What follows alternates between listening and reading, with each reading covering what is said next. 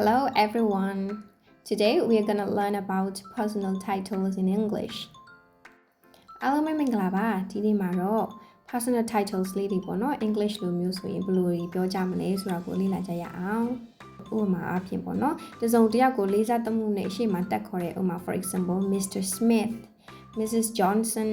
Miss Lee အစရှိသည်ဖြင့်ပေါ့နော်လေးစားသမှုနဲ့အရှိမ title လေးတက်ပြီးခေါ်တာဖြစ်ပါတယ်ပထမဆုံးအနေနဲ့ Mr. ဆိုတဲ့ usage လေးကိုကျမတို့လေ့လာကြည့်ကြရအောင်လက်ထပ်ပြီးသားအမျိုးသားတွေလက်မထပ်ရသေးတဲ့အမျိုးသားတွေဘယ်အမျိုးသားတွေကိုမဆိုကျမတို့က Mr. ဆိုပြီးတော့လေးစားသမှုနဲ့ title တက်ပြီးခေါ်လို့ရပါတယ် For example Mr. Brown is my teacher Good morning Mr. Davis Mr. Ali works at the bank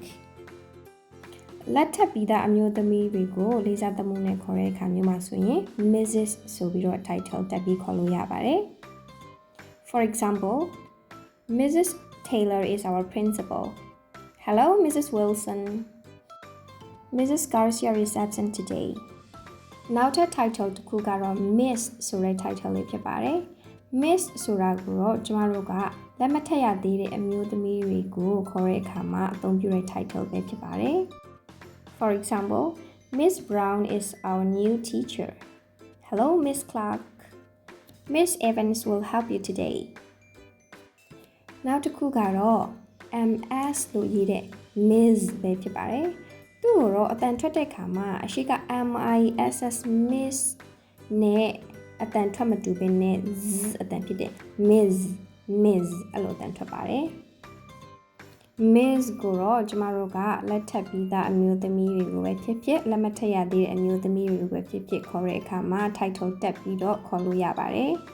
။ MS Miss ကိုတော့ business နဲ့ formal situations တွေမှာအသုံးများလေးရှိပါတယ်